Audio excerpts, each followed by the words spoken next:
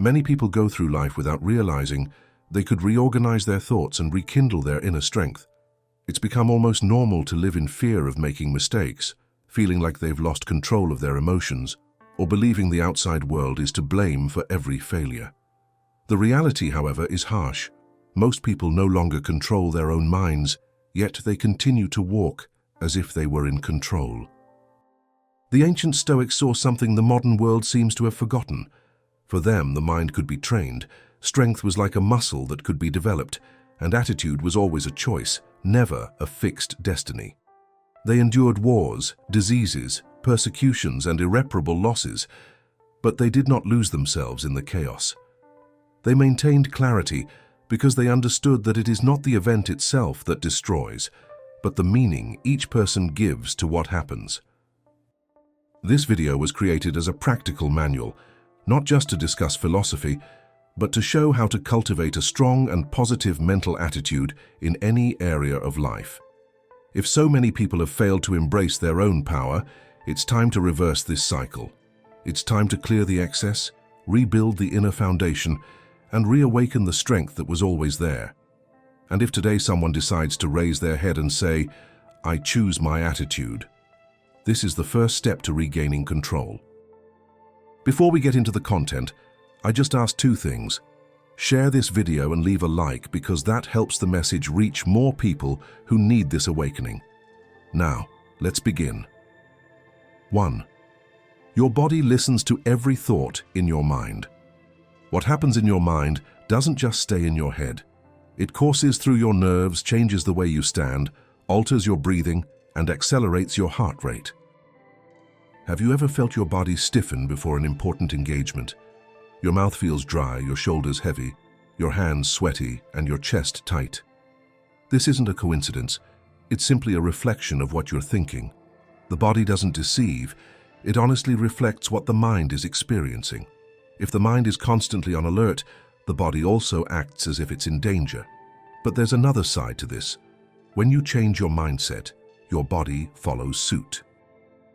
When you're filled with hope, when you believe in yourself, your breathing becomes calmer, your face softens, and your entire body relaxes.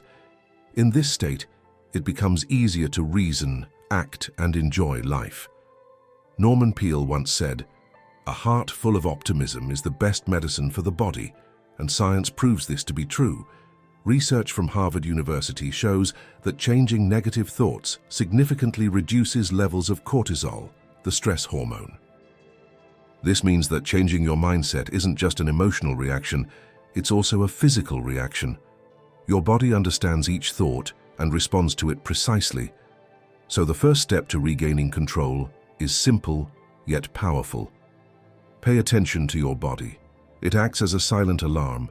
Your heartbeat, your muscle tension, your breathing, all of these reveal how your mind is working. When you find yourself in a state of alert, stop for a moment, take a deep breath, observe and ask, is what I'm thinking right now healing me or hurting me? This pause may seem small, but it is the beginning of real change. John Maynard Keynes says, "The greatest difficulty is not in accepting new ideas, but in getting rid of old ones." That's exactly what you need to do. Let go of the old thoughts that keep you stressed and make room for ideas that bring peace, lightness, and clarity. Your body feels everything your mind thinks, and when you change your internal programming, even your posture begins to thank you. Your energy improves, your day changes, and your entire life transforms. You don't have to remain stuck inside every time something gets out of control. You can train your mind to react more calmly and transform your body into a safe place where you can breathe, think, and move forward. 2. Break the old stories that still hold you back. Have you ever felt like you're living below your means, as if something invisible is holding you back, even when you want to move forward? That something has a name: limiting beliefs. And freeing yourself from them is like opening all the windows in a house that's been locked for too long. Think of your mind as this house, and every negative thought, "I'm not good enough," "I always fail," "This isn't for me," as thick curtains that block out light, air, and vision. Over time you get used to the darkness. But living in the dark doesn't mean there's no light. It just means someone convinced you to keep the windows closed. Bruce Lipton, in the book The Biology of Belief, says that 95% of the decisions we make come from unconscious programming. These are phrases heard in childhood, fears absorbed from those around us, patterns repeated without us realizing it. It's like being in a dark room and believing there's nothing beyond the shadows, just because you've never tried to open the door. Now imagine the impact of asking yourself, do I really always fail, or am I just repeating an old story? This simple question already creates space for change. Economist Robert Shiller explains that telling yourself new stories is essential to changing how we see reality. And this isn't just theory. The placebo effect clearly demonstrates this. People who believe they're taking a real medicine improve, even if it's just a pill with nothing in it. In other words, what you believe transforms how you feel and even how your body reacts. You're not trapped in life itself, but in the narrative you've created about it, and every narrative can be rewritten. Now see what this means in practice. Exchanging "I always fail" for "I'm prepared and will do my best" is like removing a heavy curtain and letting in light. Exchanging "only those who do wrong things get rich" for "those who act intelligently and honestly can prosper" is like opening a new door to your career. Exchanging "no one wants commitment" for "I'll find someone who wants the same thing as me" is like rekindling hope and confidence. These changes aren't just pretty words, they're seeds that create a new future. The first step is simple, but it requires courage, questioning, asking yourself, is this belief really true? Or does it only seem true because it's been repeated so often? When you start looking for proof that you were wrong, you discover things you never realized before. Little by little, the curtains fall, the house breathes again, the light enters, and you begin to see the true size you always had. As Bruce Lipton said, the only obstacle between you and what you want is the belief you can't achieve it, and you can. Change originates within you. Write this as a statement: I'm rewriting my story, because the past cannot be changed, but the way it lives inside you can be transformed. 3. Clear the hidden clutter that traps your mind. Most of the time, what stops us from moving forward isn't enormous barriers outside of ourselves, but the silent confusion that grows inside our heads. Thoughts that swirl endlessly, doubts that keep returning unanswered, worries that pop up out of nowhere and take up all our focus, stealing energy and ruining our day. It's like trying to run in fog. You try hard, but you can't see the way. Everything feels heavy, jumbled, and directionless, and no one can feel confident when their mind is disorganized. Therefore, the first step to cultivating a positive mindset isn't forcing beautiful thoughts, but recognizing which hidden ideas are dragging you down without you even realizing it. These thoughts are subtle, automatic, and repeat themselves like background noise you've grown accustomed to hearing, but they continue to undermine your confidence every day. As Norman Peale said, change your thoughts and you change your world. But before changing, you need to see. One of the most powerful ways to do this is to turn ideas into words. Write down what repeats in your head. Jot down the phrases that come to you when you feel fear, when you compare yourself, when you think about giving up. This way, you take your thoughts out of the darkness and bring them into the light of consciousness. They stop being invisible monsters and become patterns that can be understood. A Stanford University study showed that those who can identify and challenge their own automatic thoughts recover faster from failures and achieve better results over time. This isn't empty optimism, it's brain science put into practice. As Roosevelt said, the only limit to our success tomorrow is our doubts today. And many of these doubts aren't even really yours. They're scars from the past, phrases you've heard from other people, beliefs you've never questioned. The good part is that you can start clearing this now. You can create a new, lighter, clearer, and truer mental space. It all starts with a simple gesture: observing, writing, understanding, and choosing differently. Because yes, you have the right to think more openly and have the power to transform confusion into clarity. And if you really want to apply this to your life, declare, "My mind now obeys me." This is the basis of a strong mind. not running away from chaos, but learning to bring it into order. 4. Fill your mind with people, voices, and places that empower you. What you see, hear, and experience every day shapes what you believe is possible. Often the problem isn't your ability, but the environment your mind is immersed in. You may have courage, vision, and energy, but if you spend most of your time surrounded by complaints, pessimism, and people who only talk about problems without offering solutions, your mind begins to accept this pattern as normal. Limited environments don't hold you down with chains, they hold you down with habit. You adapt to the minimum, the negative, the "it's always been this way," and soon begin to think that anything greater is just a distant dream. It's like trying to make a plant grow in dry soil. It even has life within it, but the surroundings don't help. Now imagine changing that soil, being with people who lift you up, hearing voices that open your vision, frequenting spaces that remind you of what you can become. What was once a blockage becomes fuel. Marcus Aurelius said, "The soul is painted with the color of thoughts." And the strongest thoughts often arise from what's around you, the conversations you overhear, the attitudes you observe, the silent examples of those who live more consciously. So, pay attention. Who are you hanging out with? What are you listening to, watching, repeating? You don't have to cut everyone out of your life, but you need to clearly choose what you'll let occupy space in your mind.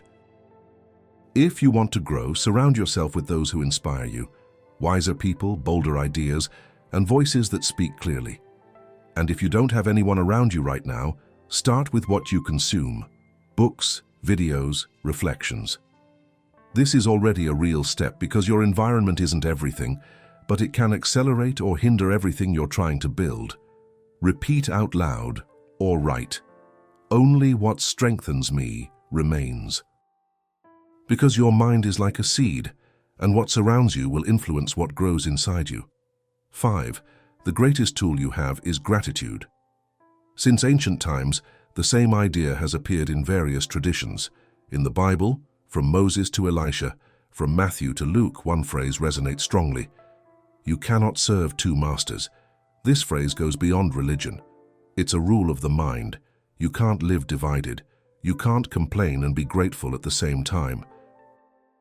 You can't harbor anger and peace in the same space. Physics agrees two bodies cannot occupy the same place at the same time, Isaac Newton. In other words, if your mind is full of complaints, there's no room for gratitude.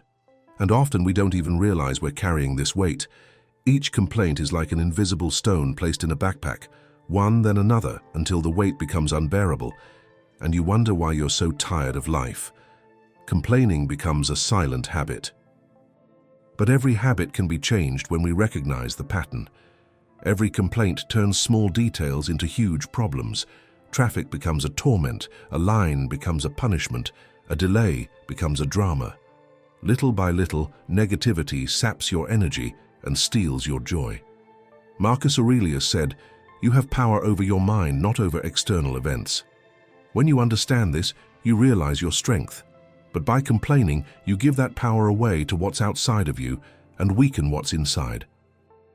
The good news is that there's a simple, profound, and always available antidote: gratitude. Gratitude is the light that dispels the shadows of complaint. It makes you realize what you've already accomplished, what you've survived, and what still remains even on difficult days. For example, instead of thinking, "This traffic is going to ruin my day," you can say, "I'm safe, I have a car, and I can use this time to listen to something inspiring." It may seem small, but it's transformative. Martin Seligman, founder of positive psychology, shows that practicing gratitude changes the brain to see life more optimistically. Studies indicate that grateful people activate areas of the brain linked to happiness and produce more serotonin, helping with anxiety and depression.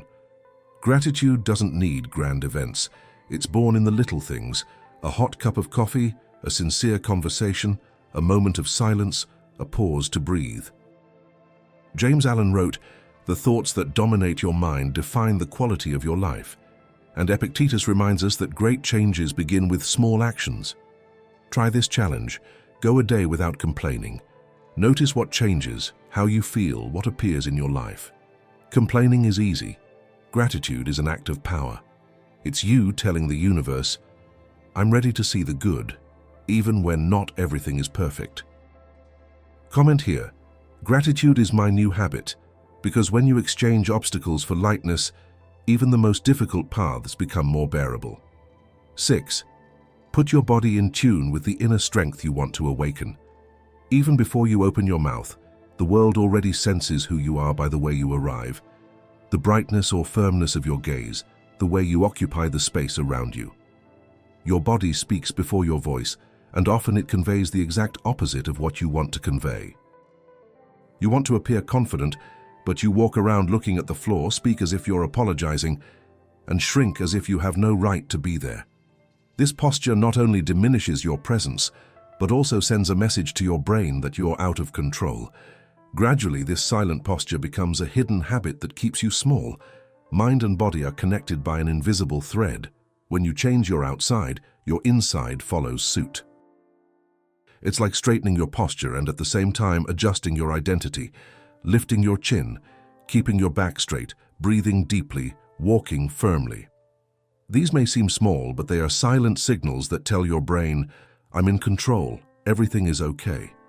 Epictetus said, no man is free who is not his own master, and learning to guide your own body is the first step. Observe now. How is your body? Does it show presence or absence? Does it support the version of who you want to be or still express the old version that's been left behind? Every gesture, every position, trains a version of yourself. Choose to strengthen the one that aligns with your growth. There's no need to pretend or try to be someone else. Just act with more intention, because when the body rises, the mind remembers it can rise too. Those who walk with purpose, even without having all the answers, already exude confidence. 7. Take care of your mind as a refuge. It is from it that your confidence is born. Have you ever noticed how some people walk into a room and, without saying a word, exude confidence? They don't have to be the prettiest, the richest, or the smartest, but they carry something that can't be faked: presence. This true presence doesn't come from the ego.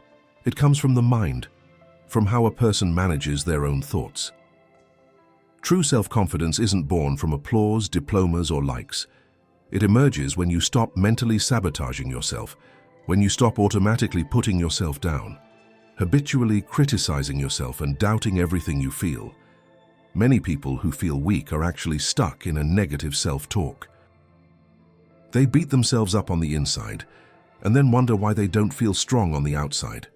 You don't need to shout to appear confident. You need to learn to treat yourself with respect in your own head. This is where a positive mental attitude makes a difference. You can't control what others think of you, but you have complete power over what you decide to think of yourself, and that changes your reality. If every challenge becomes a reason to criticize yourself, predict failure, or blame yourself, confidence fades. But if you begin to view those same challenges as learning opportunities, correct mistakes without attacking yourself, and respond carefully to yourself, then you're cultivating true confidence. Self-confidence isn't noise, it's a well-kept silence. It's when your mind becomes a place you enjoy being. When you nurture thoughts that respect you, that challenge you without crushing you, you no longer need to feign security. You become secure. And this kind of confidence doesn't depend on the mood or opinions of others, because it doesn't come from outside. It comes from the certainty that your mind works for you, not against you. 8. Teach your mind to see what really drives you.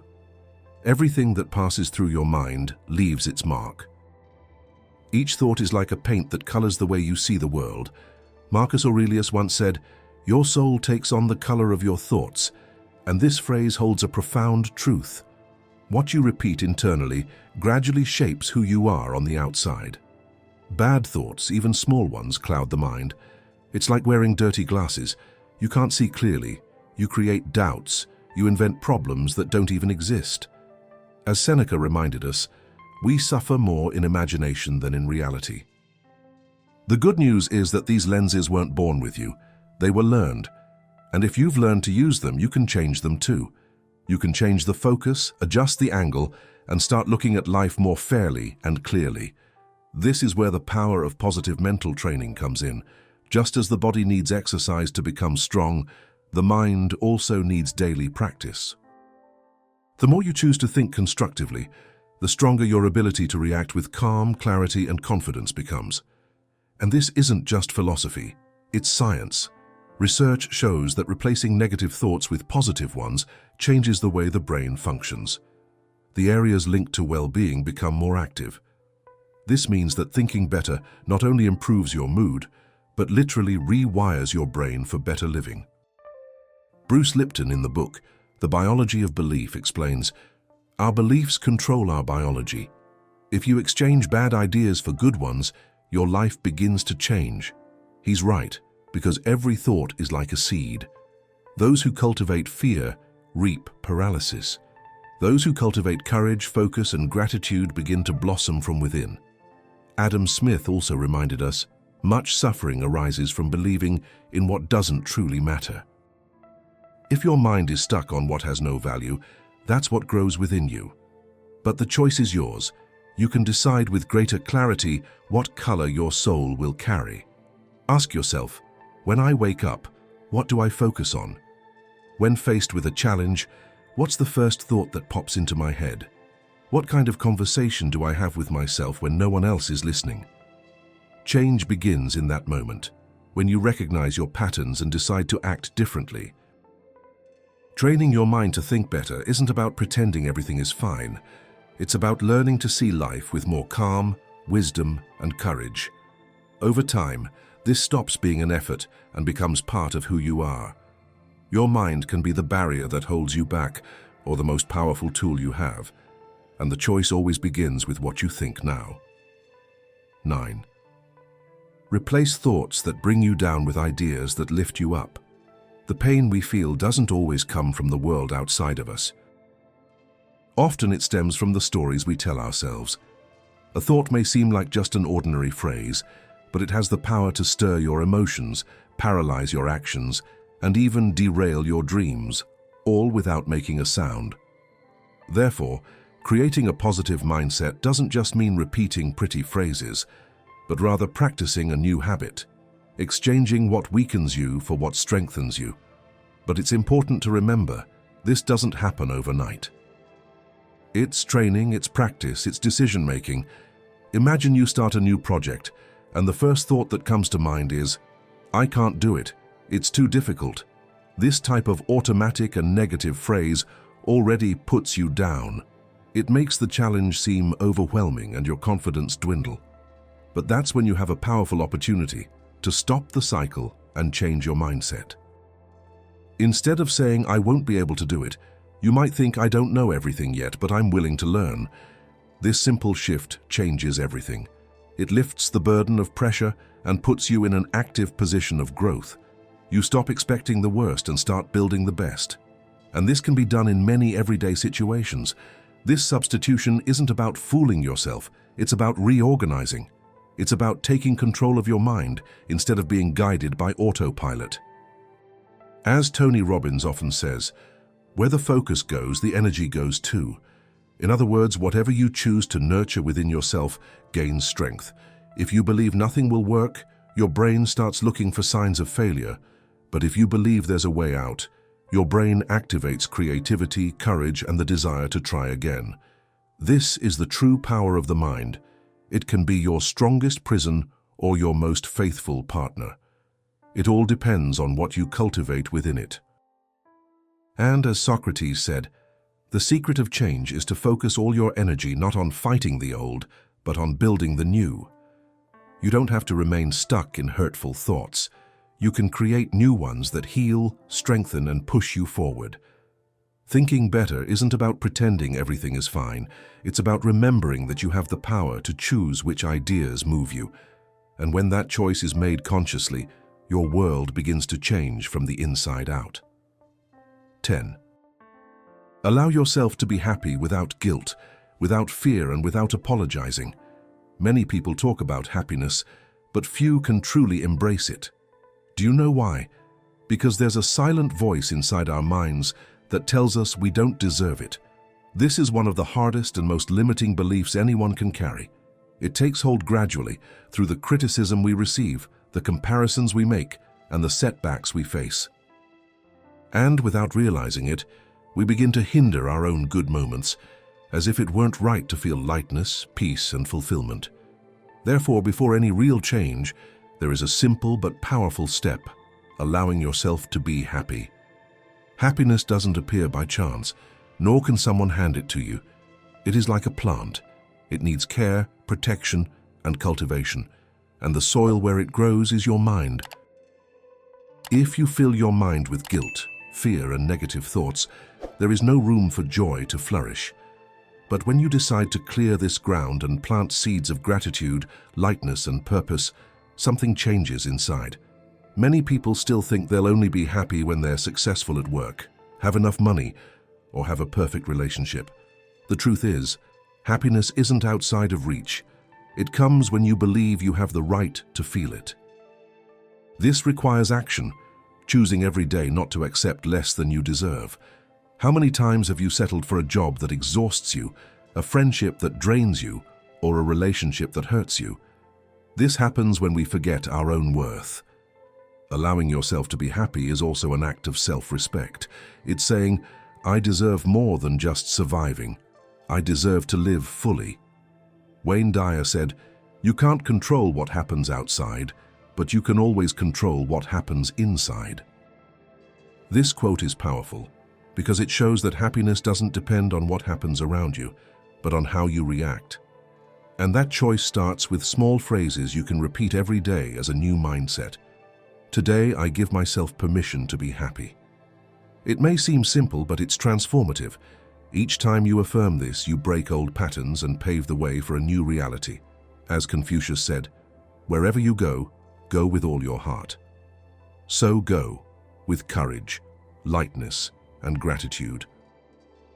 Happiness isn't just about what you achieve, it's about how you choose to live. Today, tend your mental garden. Appreciate what you have, embrace who you are, and allow yourself to flourish without guilt, fear, or apology. If this idea resonated with you, comment, "Today I give myself permission to be happy." Because sometimes all we need to transform our lives is to start believing that we deserve to live it fully.